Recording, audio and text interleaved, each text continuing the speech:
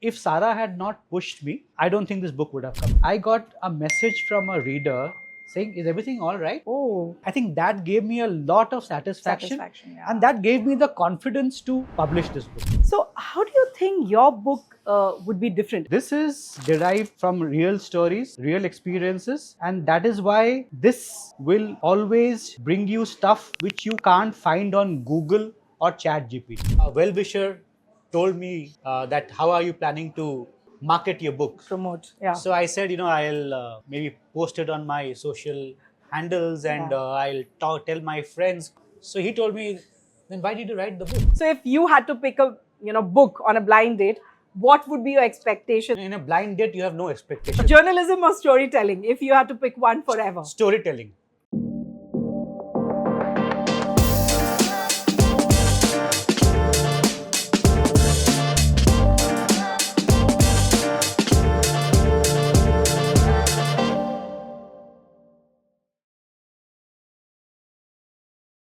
Welcome to Bocca Bytes.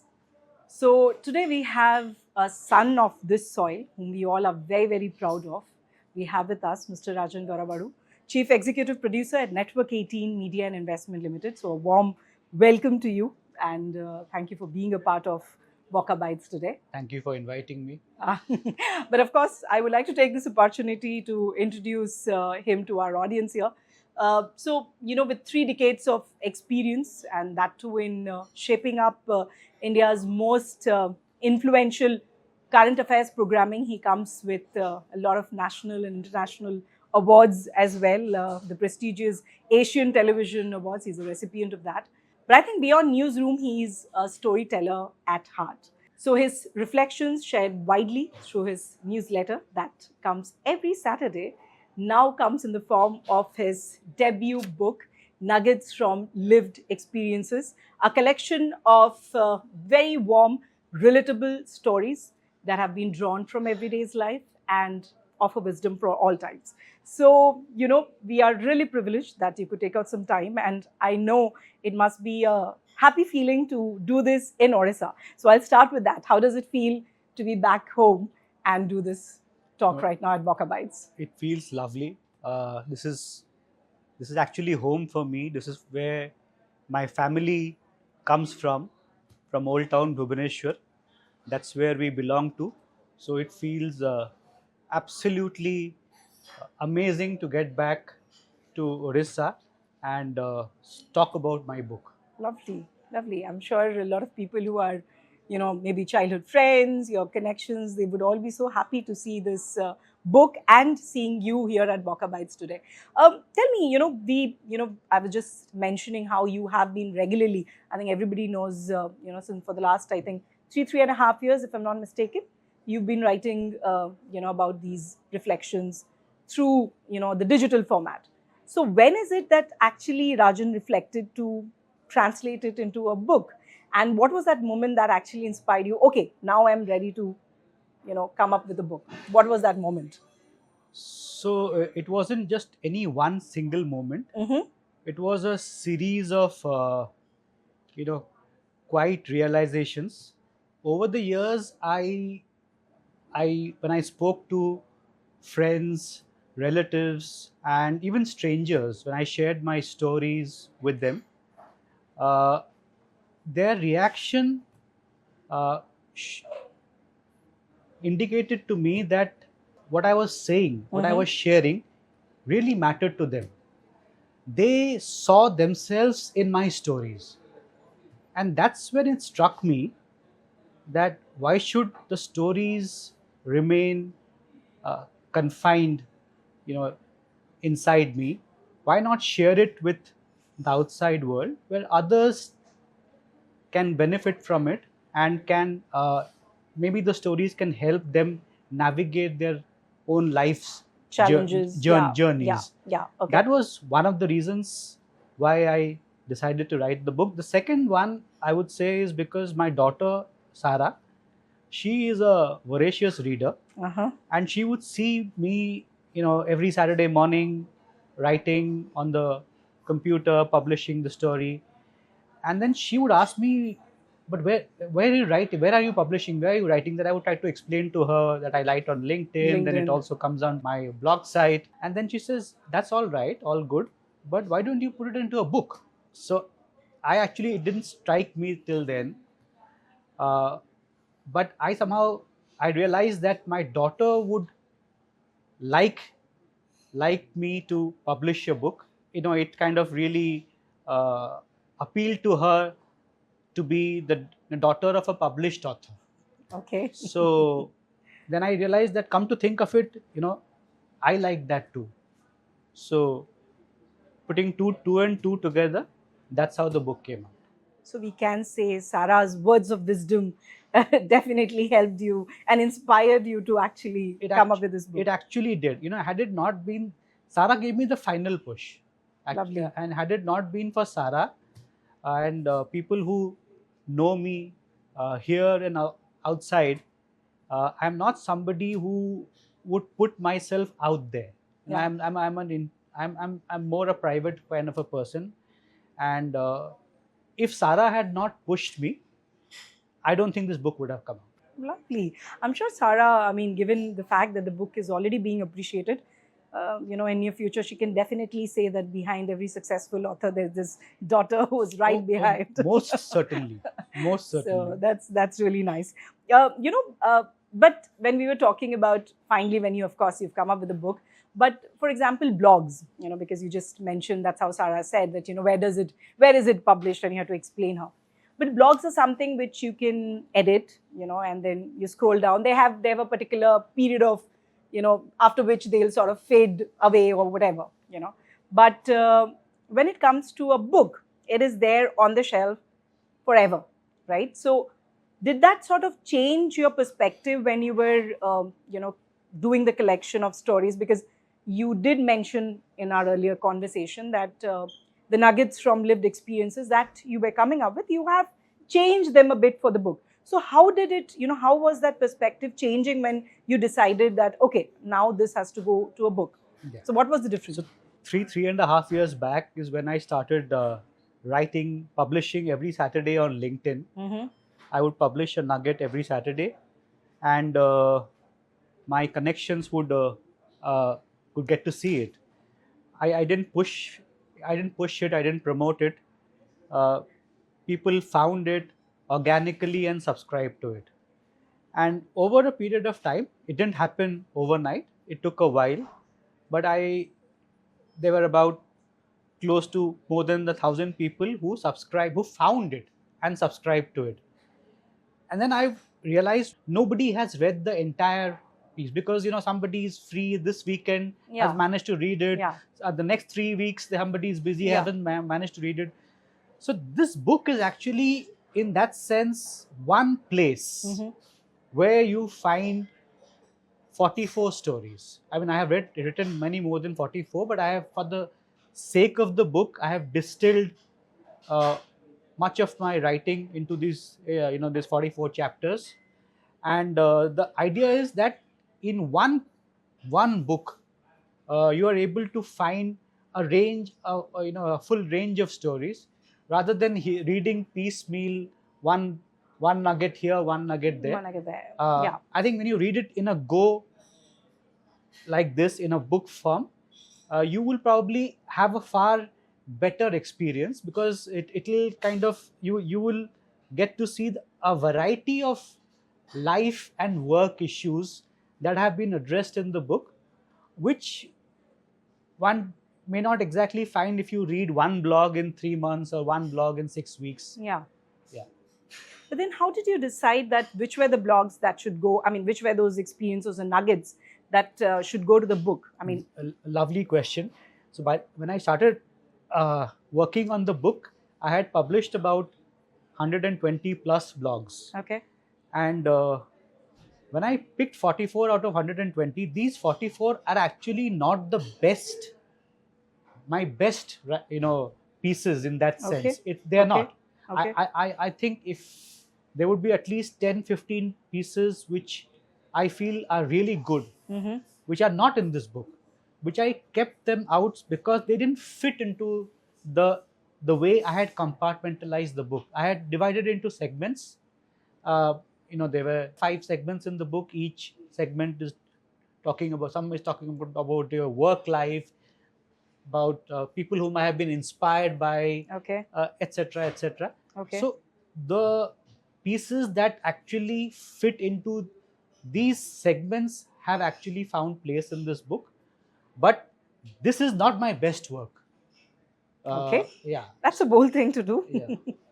I mean, just for the fact that I mean, because you some wanted a. some of it is something which I'm really really proud of, but the others, there's a lot of good work which I have published which is not in the book.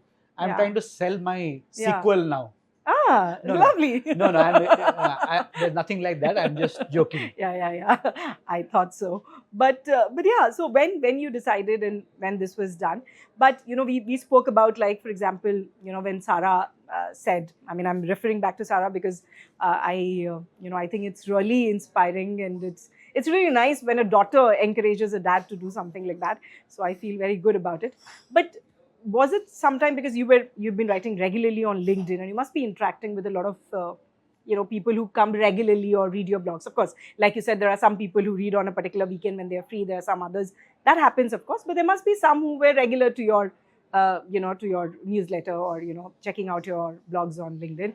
So did that ever happen, like a particular comment from someone that really touched your heart, or something which really moved you, if you remember any such incident?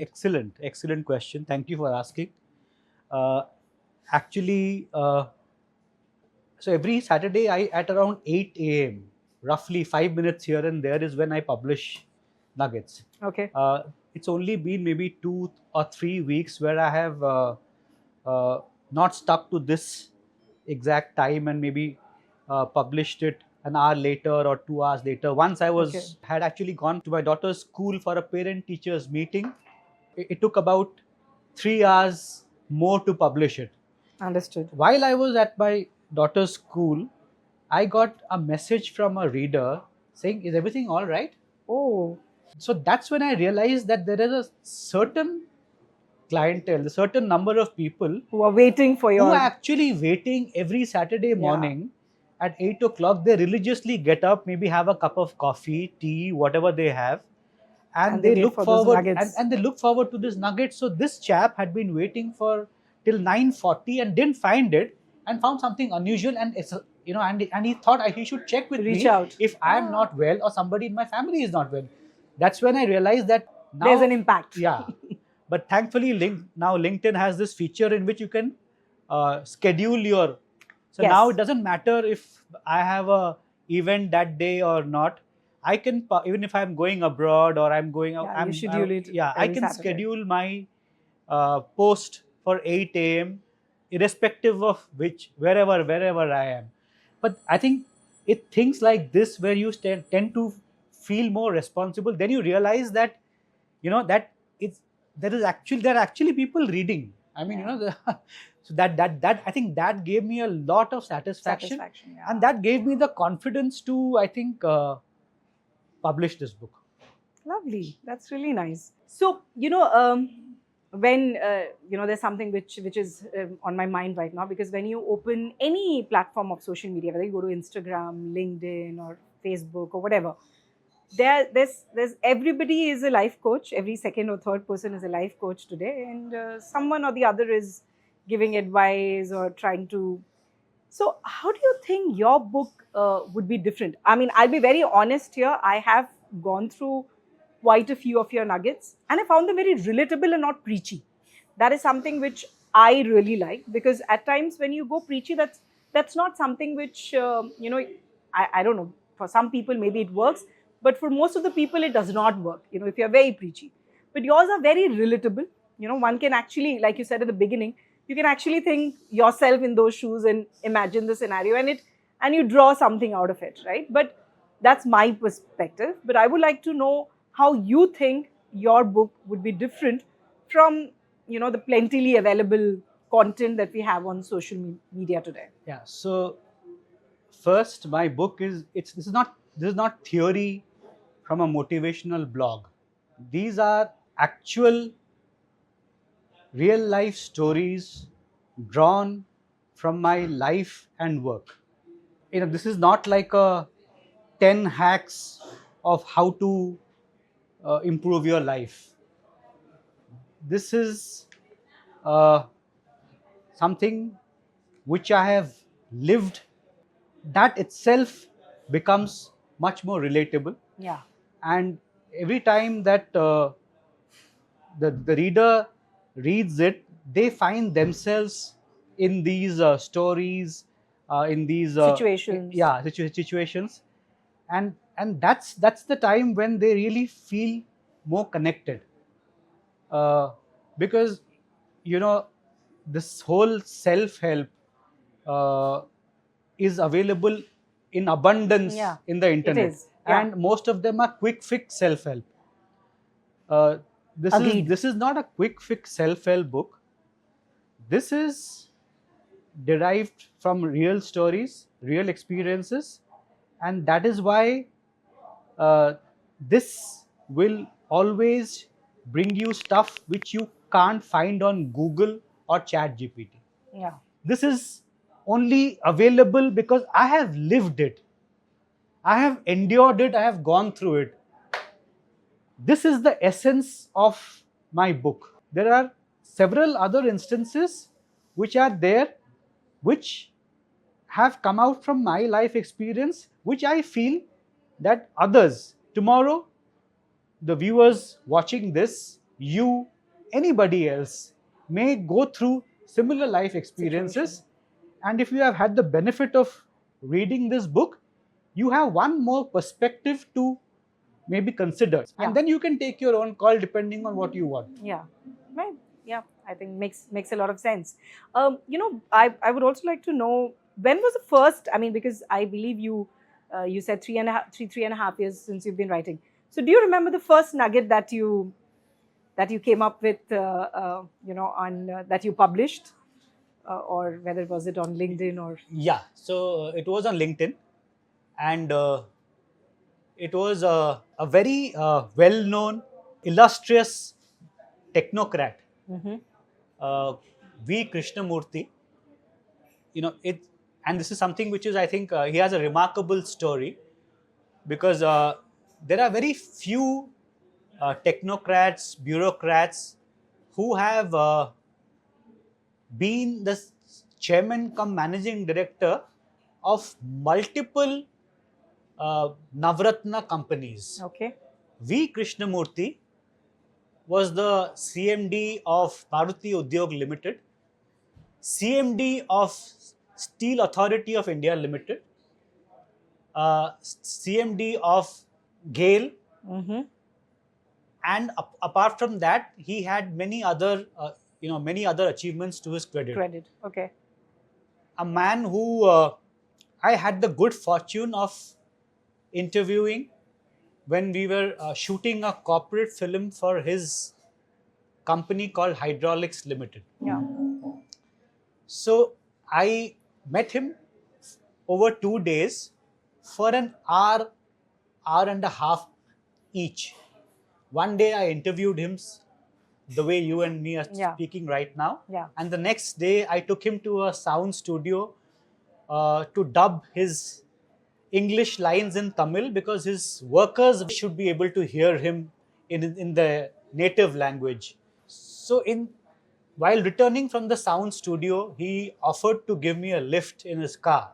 So in the 10 minutes that we spent together, he asked me about me, where I came from, what I do, etc.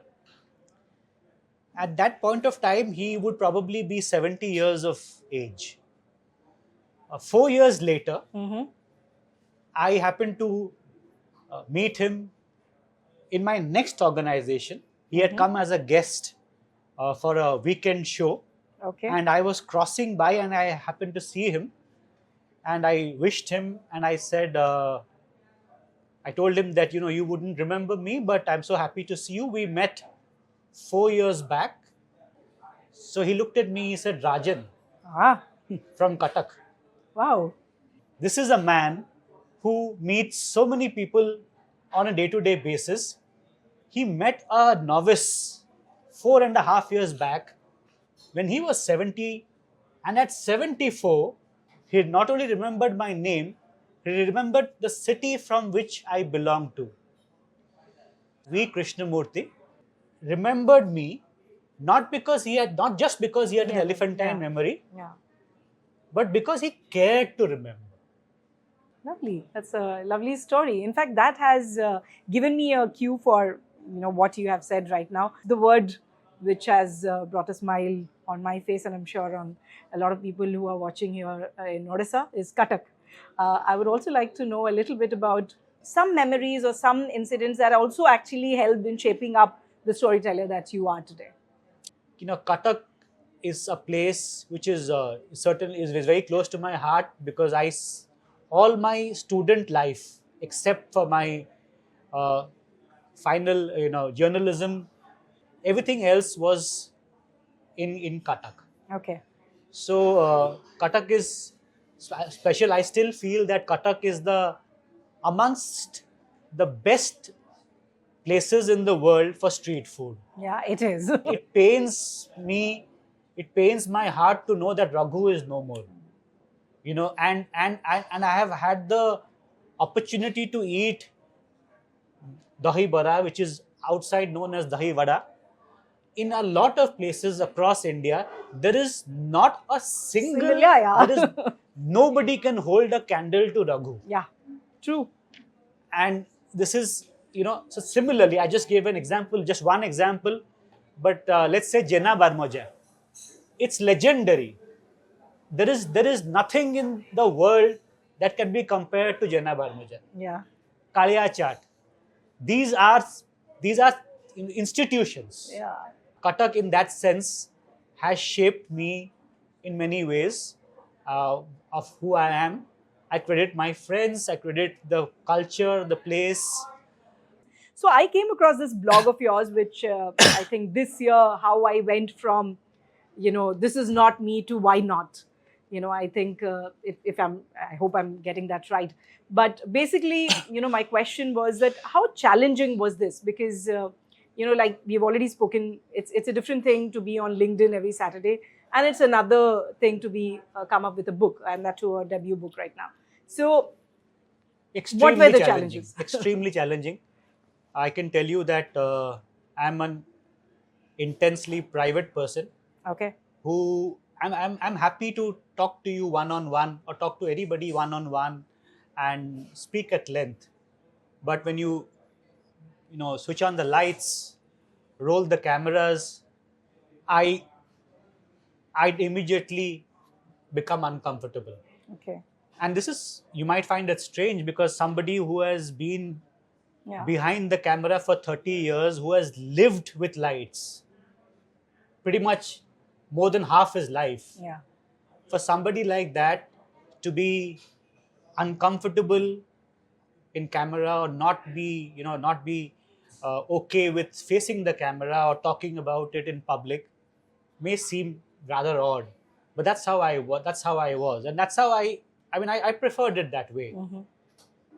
But when the book came out, and a well-wisher told me that how are you planning to market your book. Promote. Yeah. So I said, I'll maybe post it on my social handles, and Yeah. I'll tell my friends, colleagues, and family. He says, no, that's all right, but what about going and talking Talking about about it. it, doing podcasts, doing interviews, the pushing people to buy, literally, literally putting a gun to their head and say, buy it. Bye. So I said, that's not how I am. That's Yeah. not that's not that's not me. So it'll. So he told me, then why did you write the book? If you ultimately don't want the world to know about it, and because otherwise this will only remain with your friends, family, and people who know you. How will the outside world get to know about you? True. So Valid question. yeah. So irrespective of how you have been all your life, this is the time to change. And you have to go out there and speak to the camera, speak about it in public, do podcasts.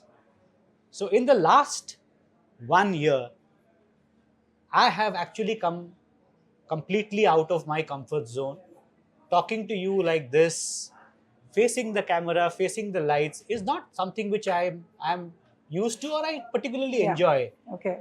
But I am doing this for the book, and that's not because it's my book and I need to promote it. I really feel, and I genuinely do, that if people do read this book, there is a lot that they could possibly gain from it. Every chapter ends with a takeaway for the reader. Yeah.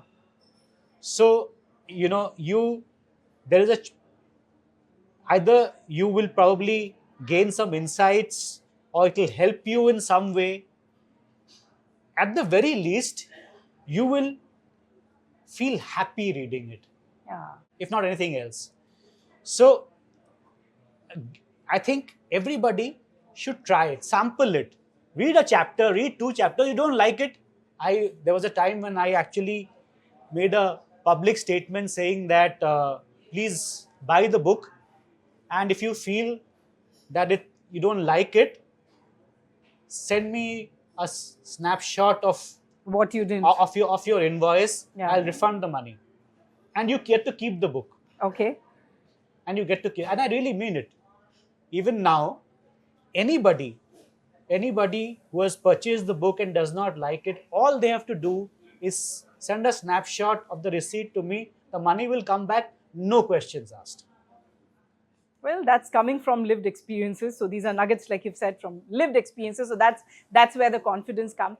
I see a lot of warmth and humility in you as well when you're talking. I mean, I've been noticing the way whether you spoke about your friends or in every aspect so far of our Q&A session. So tell me, what was the most satisfying thing when you came up?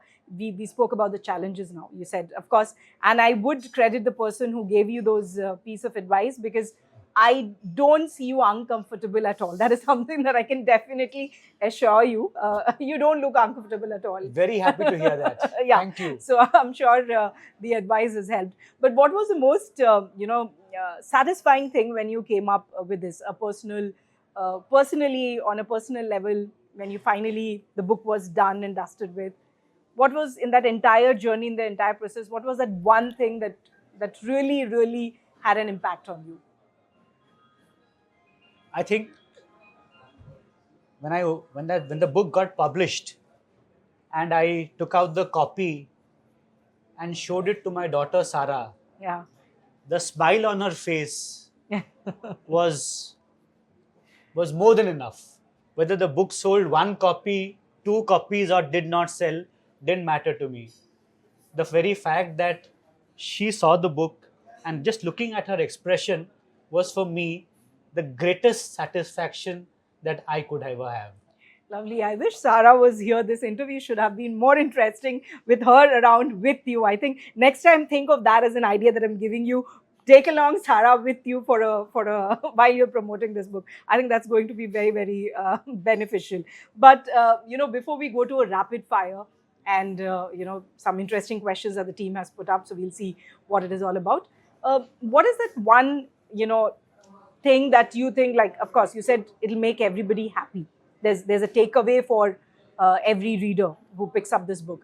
But what is that one strong message, if you had to just sum it up, that when you pick up this book, what you can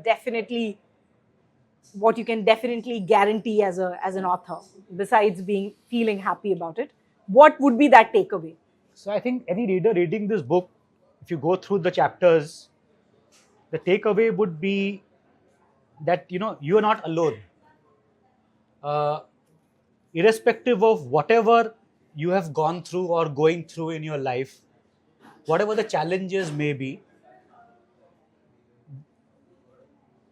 sure that someone somewhere has already Gone through. crossed that path and been through it, and so can you. I think many of us feel insecure, we are anxious when we have certain feelings, we feel it's only come to us. Yeah. This is how we are feeling, and we don't know how to deal with it. We feel it's an issue, it's a problem specific to us. But when we read something like this, we realize this is how many people have gone through, and there is a way out, there is a way through.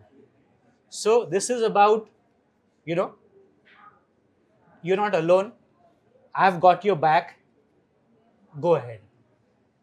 That's I think a very beautiful message that you are giving, and I'm sure like I said, the confidence reflects on your face. So I'll request everybody who is watching this right now, please go pick up a copy. You already have an assurance from the author that if you don't like it, he's even ready to refund your money, so you can definitely take a take a chance. And the book remains with you. Yes, I mean, that's the benefit, the book remains with you. We move into rapid fire and maybe some questions from the audience, but before that, something that I would want you to read from the book. We've spoken so much about it. What's been your favorite nugget that maybe you can just read out for our listeners here? There are many actually, very difficult to pick one. But, we all go through hardships in life. It could be financial hardships, it could be, health issues, it could be emotional issues, and sometimes they shatter us, they scare us, and we get very worried. And that's the time when we feel that, if we can come out of this, God, please save us. If we come out of it, we will change. We will be like a better, improved person. COVID was one such. Many people had near-death experiences, either themselves or in their family, in their neighborhood. Having heard that background, I will read a few lines. Sure. Some of you who went through the experience will remember how you were scared out of your wits when the death count kept surging every day. You were grateful that you were somehow alive as a grave tragedy unfolded outside your home. One should be grateful for small mercies. Every day you told yourself, and maybe a few others, that you would turn a new leaf if you beat the virus. And you did for a few days. Once the crisis receded, all those promises went out of the window and you were back to square one. This is how we are. We make such tall promises when confronted with a life-threatening or debilitating disease, financial crisis, or any other situation that is beyond our control. Then the tide turns and we forget all about these promises. We return to our daily grind and embrace all the negative emotions again. Yeah. The usual cycle of comparison, expectation, greed, jealousy, and despair kicks in. And we are back where we were before the crisis started. These thoughts begin to fester once the crisis is behind us. How do we change so fast and forget so easily? It takes a crisis to make us humane, but positivity does not last long once the problem is over. Yeah. A few, however, do change for the better. Any deep crisis is an opportunity to make your life extraordinary in some way. Why wait for a crisis to become a better version of yourself? Why not change? Really, I mean, relatable, because I think, I mean, what you've, even I remember, I mean, of course, I've come back to square one, so I won't say I became a better version. When COVID hit, I was like, everybody said, because I had COVID 4 times. Of course, thankfully, none of them was that serious where I had to go to a hospital. But yes, I mean, I got it 4 times. And I remember I promised myself that I'll keep doing the breathing exercises and yoga because that's where I realized it did help. During COVID, it did help a lot with because everybody kept checking the oxygen levels and everything. So it did help. Even the doctors kept saying that you do pranayam and breathing exercises. So I did it very religiously. But the moment it was gone, and the discipline was gone, and you become casual about your body and how you treat it, because the crisis is done and dusted with. So it's so very relatable to what you have said. And But you don't have to become like better than anybody else. yeah, It's very simple. All you need to do is just become a better version of yourself. yeah, You don't have to compare with others. You don't have to become better than X, Y, or Z. Just become a better version of yourself. It's that simple. yeah. Okay. So on that note, I have some simple rapid fire questions for Rapid you. fires are never simple. Yeah, because yeah, so we'll see how. I mean, the team has worked on it. I'm sure they made it simple for you. So yeah, these are new for me as well. So the first one, and these are rapid fire. So the thing is, you'll have to be quick with your answer. One book, other than yours, of course, that has changed your perspective on life. Outlive. Okay. And since we are at Bocca Bookstore, I would ask an additional question to this. If you just saw that we have a concept called blind date here, where you get to pick a book, you don't know what it is, and then you figure out. So if you had to pick a book on a blind date, what would be your expectation that what should be the book be? In a blind date, you have no expectations. You go blind. Yeah, good one. Good one. Okay. So journalism or storytelling, if you had to pick one forever. Storytelling. Okay. A story you wish you had told on screen but could not. On screen, Yes. nothing. I'm not somebody who likes to be on screen. Okay. No, as in not you on screen per se, but a story that you wanted that should have gone on screen, but for some reason it could not. So there are many personal stories which are extremely insightful and evocative, even something which people can resonate with. But sometimes you can't share those because they are too personal. Yeah. And somebody somebody very close to you, who the story is about, may or may not take that well. Mm-hmm. So you don't share those stories. Yeah. I have many such stories which I think can make a fascinating book, Mm-hmm. but it's unfair to share something without the consent of people who the story is about. So yeah. Okay. So which means if you get the consent, there is a possibility of another book. And that I can, very at the risk of sounding completely immodest, Uh-huh. I can say that it will be a bestseller. Ah, look at that confidence. So we are hoping that you get the consent, because now this is interesting for us. I will never get the consent. Okay. Even more interesting. Now we definitely want to know what the story is all about, maybe behind the camera later. But coffee or chai while writing? Coffee. Okay. One habit that keeps you grounded despite a hectic media career? Constant reflection. Okay. A person, past or present, you'd love to interview over dinner? Nitin Kamath. Okay. Nitin Kamath is somebody who I would love to interview. Yeah. Okay. Yeah. Okay. If your life was a headline, what would it say today? Be yourself. You don't have to be anybody else. Yeah. Yeah, that makes sense. So before we end this, what does future look like after nuggets from lived experiences? Where do you see yourself in the next 5-6 months? In the next 5-6 months. Yes. I'm not a fortune teller. Nor can I predict what the future holds for me or anybody else. Okay. I'll take every day as it comes, and I can't even talk about 5 days from now. So that's how I am. Okay. I live for the moment and enjoy every moment. I don't plan or think about what the future will be. So that means we can presume that you have not planned actually a second book in not yet. Not until you all of you buy it and it just runs out of and there's a crazy scramble for the books, and then I'm kind of forced to take out the. Having said that, when I published this book, there were 120 stories that I had published on LinkedIn, out of which 44 stories were in this book.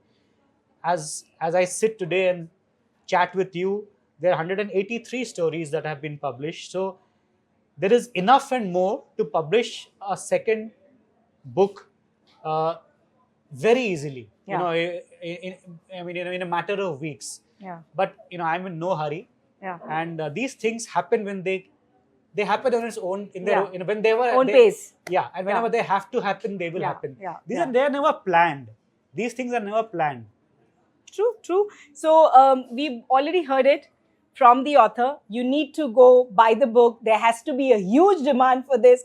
Only then is Mr. Rajan going to plan the second one. So if you want a second one as well, do go and buy the first one first. Enjoy this. He's already said there's some great takeaways for all of you. We are definitely hoping that will touch your heart, as it has for all those who've already read it. And there's one thing which I want to actually Sure. say before the closes. Bocca is the first place, first offline store that my book was available. Even before I made it available outside in retail, when it was only available on Amazon, and I had not even thought of making it available across bookstores in India. Bocca was the first place. In that time, this bookstore was not conceived. Bocca always stood for books. Yeah. It always stood for culture. It always stood for art, conversations.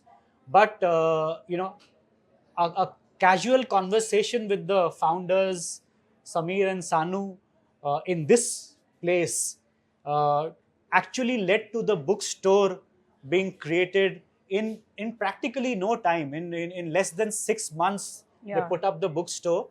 But even before that, the book was available for anybody who came in here to have a coffee or a sandwich, or and somebody who wanted to sample the book, read a few pages. The books of Bocca has a special place in my heart. So when it came to the first place in Orissa, where I would talk about my book, there was no choice. There was no second thought. It had to be Bocca. It's available right here, behind you, and yeah. So that's a special nugget from the Bocca experience that you've just shared with us. And yes, if you are interested in buying a copy, he's already said the books are available right here at the Bocca bookstore, so you can come and pick your book right here from Bocca bookstore. Thank you so much, Mr. Rajan. It's been a wonderful interaction that we had. I mean, there's a lot of takeaway for me as well from this wonderful session. And thank you so much for being a part of Bocca Bytes. A lot of love from all the people back home in Odisha, especially from Cuttack. Thank you. You have been an amazing host and asked a lot of good questions, which maybe even I wouldn't have asked had I been in your place. Thank you.